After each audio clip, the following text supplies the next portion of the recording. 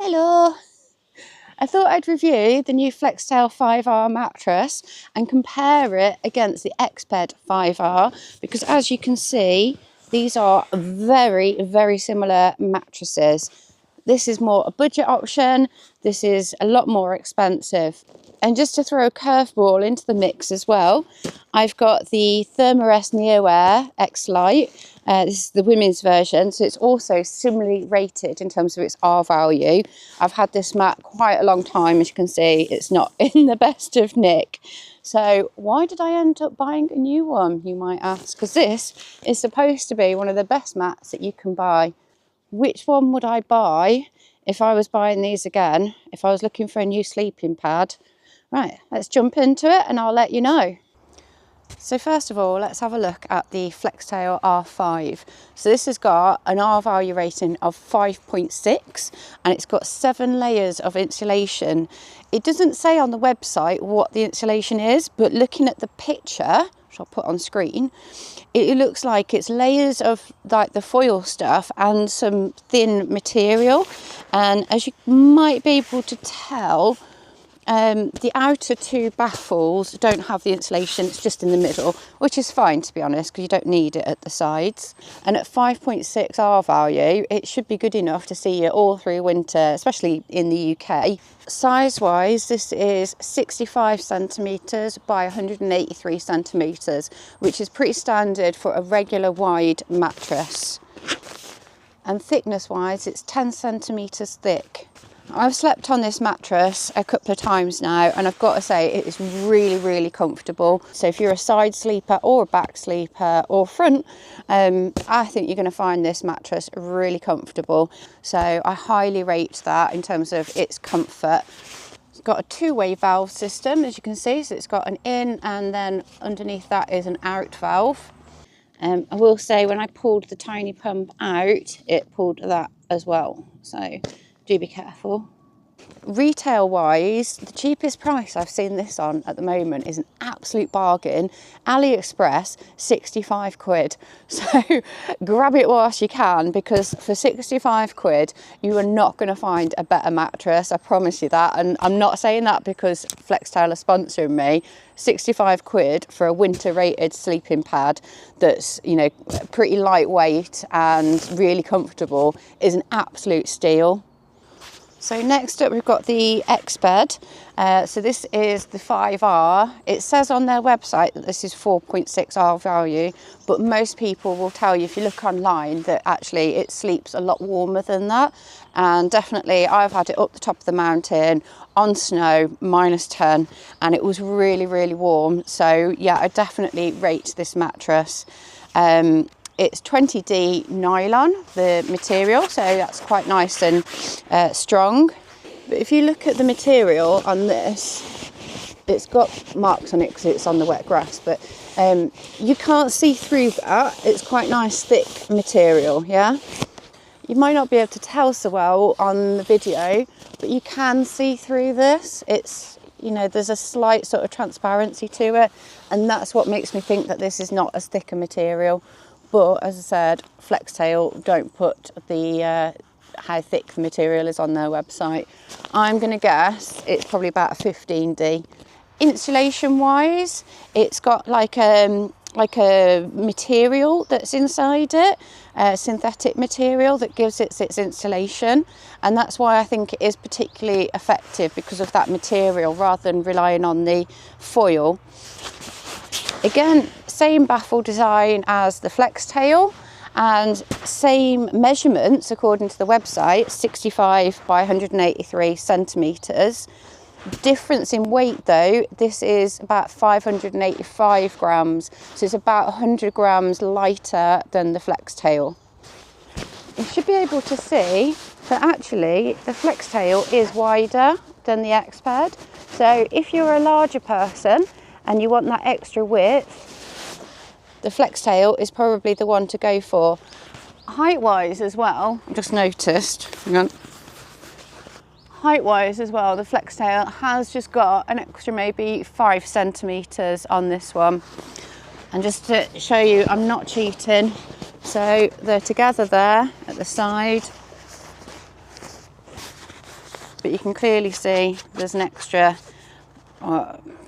maybe even 10 centimeters there. So I think that is definitely the wider mattress.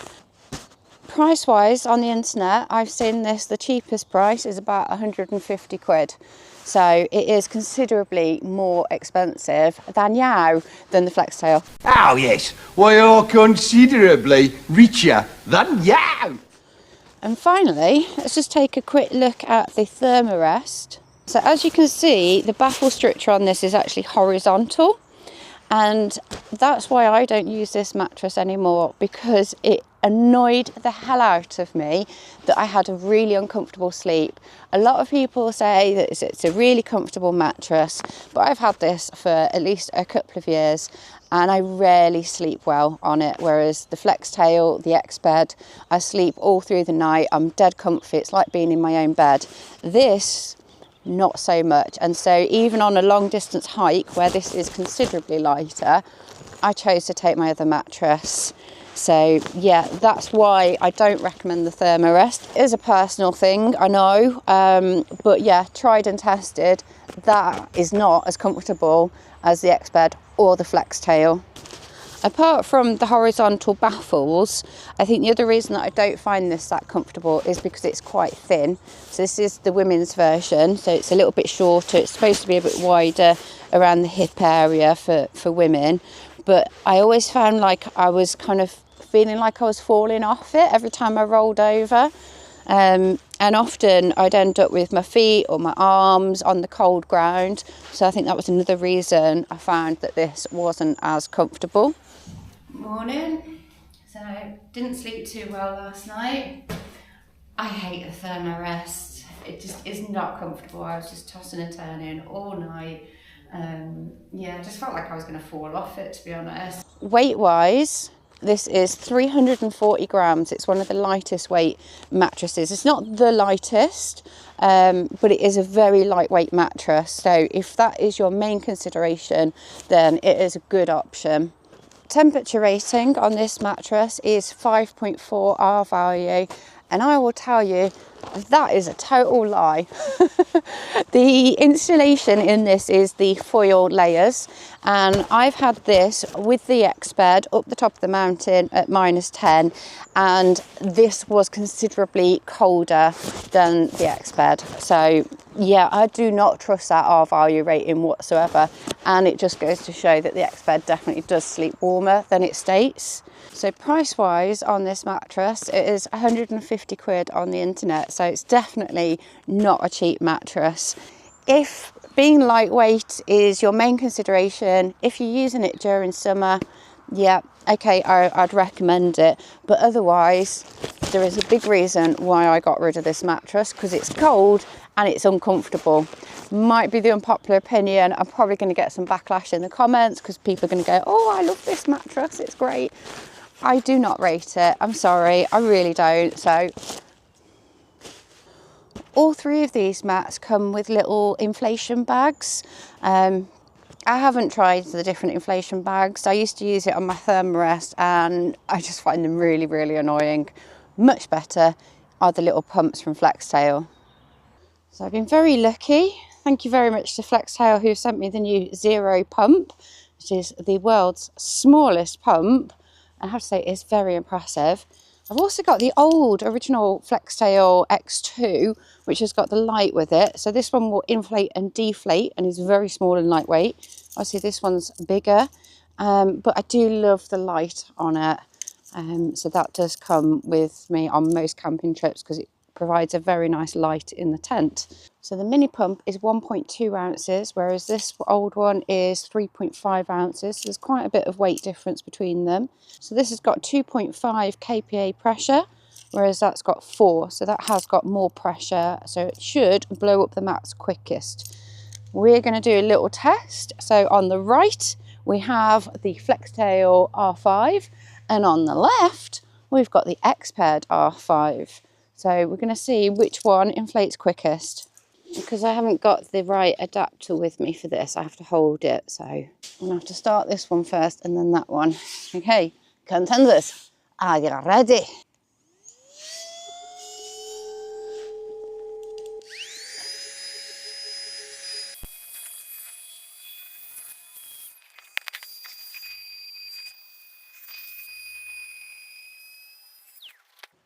as you would expect, this one did win, but not by much. I'll put the times on the screen. Yeah, that's actually pretty damn good, considering it's maybe half the pressure nearly of that one. And they are very similar mattresses. So both of these are retailing around about 25 quid. Which one would I get? Depends what you want it for, really. If you want something that's super lightweight, then definitely go with that one. If you want something that's a little bit more dual purpose and will light your tent up, get that one. One of the annoying things though about this one is it has a little metal loop that's so you can hang it, and I've just lost it. And that comes off all the time, and yeah, because this is long grass, I've got pretty much zero chance of being able to find that. So yeah, zero chance of finding the zero. No, it's not a zero, but that's a zero pump. But there's a new pump that's out. It's a little bit heavier than this one, but it's a lot more powerful, and it will the torch on it works for like 11 hours. It looks really good. So Flextail, if you're watching this video, I'm really annoyed about that. I've had this pump for a good like couple of years at least, and always managed to find it, but I've been looking and looking and I can't find it. Oh well, let's carry on with the review. A little bit tricky to get back in the stuff sack. I could just do with, you know, another centimetre or so. You see what I mean? Arrgh. I will say the Exped deflates a lot easier than the Flextail because of the design of the air chambers, and it goes back in its stuff sack so much easier,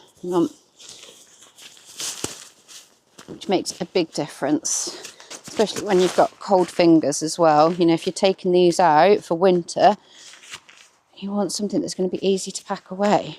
Another little design feature that I do like on the Exped is it's got the puncture repair kit just in this little pocket here. So I don't know about you guys, but these usually come separately, and then they live in a little drawer at home and not where I actually need them. I do carry a puncture repair kit in my first aid kit, and if I'm going out on, you know, multi-day hikes, then I take one, but quite often I'm without. You can see the pack size between the two is very, very similar.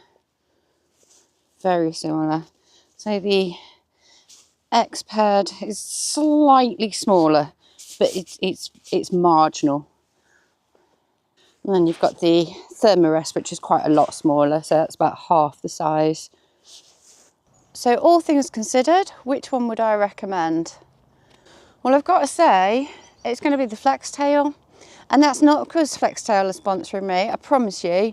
It is based on the price, mostly, that is retailing at the moment on AliExpress for 65 quid.